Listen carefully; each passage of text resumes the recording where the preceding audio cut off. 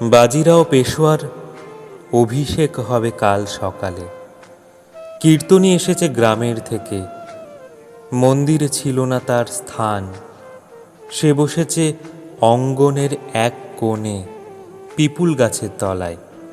একতারা বাজায় আর কেবল সে ফিরে ফিরে বলে, ঠাকুর, তোমায় কে বসালো কঠিন সোনার সিংহাসনে? রাত তখন 2 প্রহর, শুক্লপক্ষের চাঁদ গেছে অস্তে। দূরে রাজবাড়ির তোরণে বাজছে শাঁখ শিঙে জগঝম্প, জ্বলছে প্রদীপের মালা।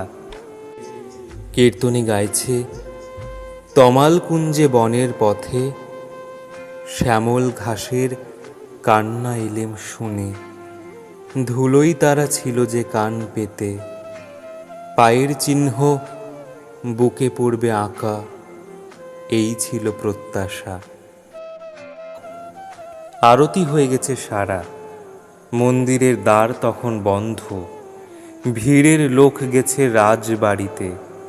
কীর্তনী আপন মনে গাইছে, প্রাণের ঠাকুর, এরা কি পাথর গেঁথে তোমায় রাখবে বেঁধে?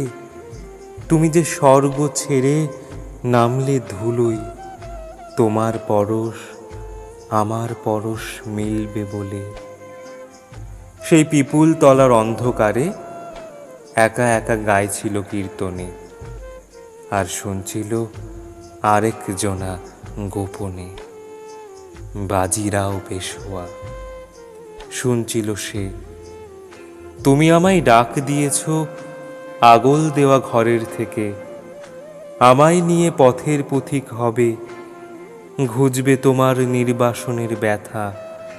ছাড়া পাবে হৃদয় মাঝে, থাকবে ওরা পাথরখানা নিয়ে, পাথরের বন্দিশালায়, অহংকারের কাঁটার বেড়া ঘেরা। রাত্রি প্রভাত হল, শুকতারা অরুণ আলোয় উদাসী। তরুণ দ্বারে বাজল মাসি, বিভাসে ললিতে। অভিষেকের স্নান হবে, পুরোহিত এলো তীর্থ বাড়ি নিয়ে।